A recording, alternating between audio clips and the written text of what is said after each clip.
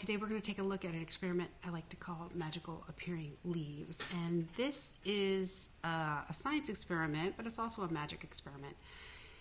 In terms of science, it has to do with miscible and immiscible substances. So miscible substances are ones that mix, and immiscible substances are ones that do not mix. In terms of art, it has to do with color resists, because we're going to do this with watercolors. And in terms of magic, it has to do with secret writing.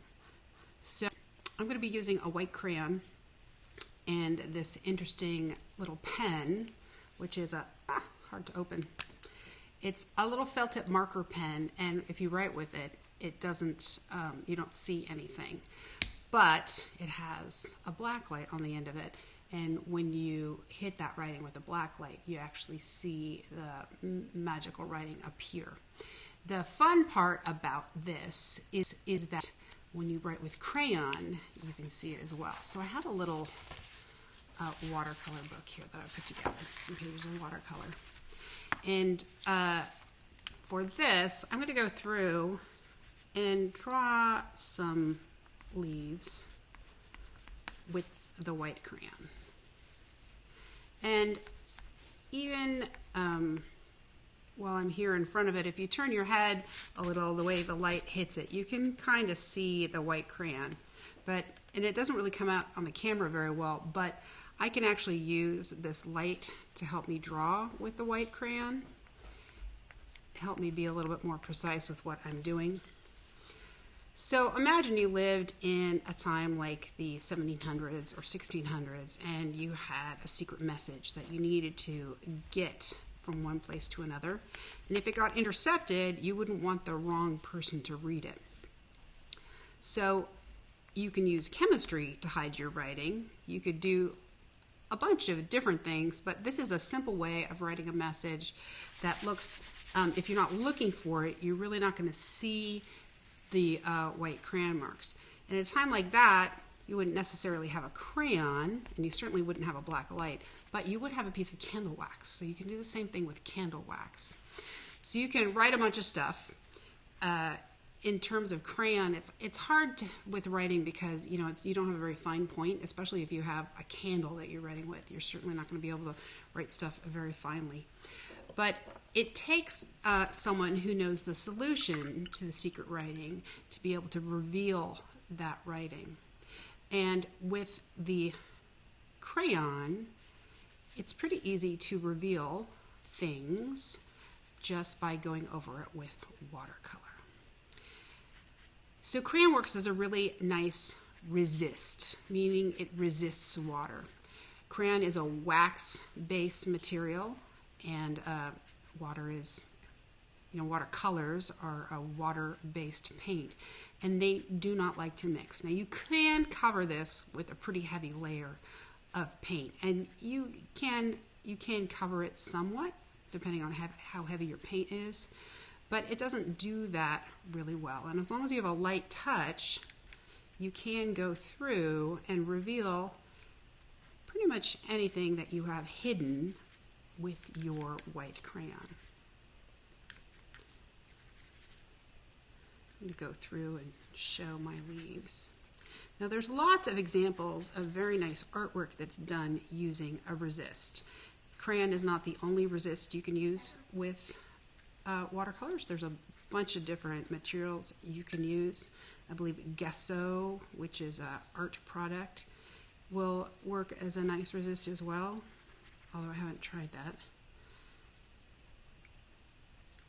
But this is a great way to teach kids about miscibility and immiscibility, the willingness for things to mix and the unwillingness for things not to mix.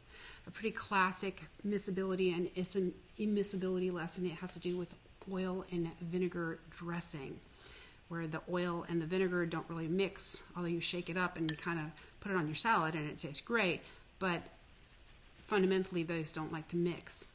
And when you go to wash your plate, how do you get that oil off your plate? Well, you use soap.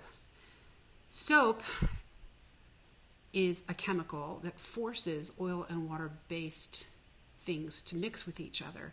So it makes it possible for you to clean your dishes with water, even though they're dirty with oil, because you used a soap to make them miscible with each other. So you make it so that the water can remove the oil by changing the miscibility of the liquids involved. So now that I've done this is great, and I've been able to use my black pen to help me draw my leaves. You can also do a little secret writing thing where you can add in some stuff to your artwork that can only be seen with your pen. Now, I have tried out writing with my pen and then painting over the top of it. So here we go. I'm going to go ahead and put a little flower, I think. I'm not totally sure because I wasn't looking. A little flower there that I painted, or that I drew with a pen.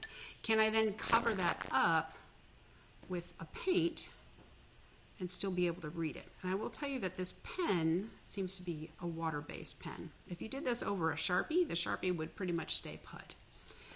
This pen, though, is a little bit more like a Crayola marker, a water-based marker. If you add too much water to it, it seems like it's going to smear. But I am able to still maintain some of the pigment here as long as I don't go over it too much. And when this dries, I have found that the pen will pick up the original message or the original image pretty well. But in areas where I put too much water down or too much paint down, it's kind of smeared after that. One of my favorite things to do with watercolor, which has nothing to do with secret writing, but has everything to do with awesome watercolor, is to add some salt to it. Actually, I added way too much salt.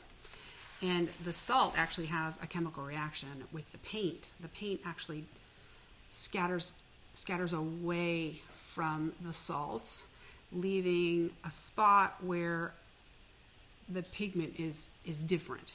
It kind of leaves circles around the salt. And you could, it's not exactly a immiscible thing, but it is a chemical reaction that's fun to do with watercolor. Anyways, that's a little bit about miscible and immiscible substances and a little experiment with that. If you go on the internet, you can find a lot of really beautiful watercolors under the name of watercolor resist or crayon resist or resist watercolor art pieces. They're really quite beautiful. But fundamentally, you can do some really interesting secret messages with it as well. And only the person who knows the solution is going to be able to reveal the secret message. There's lots of ways to send secret messages. This is just one of them. Thanks so much.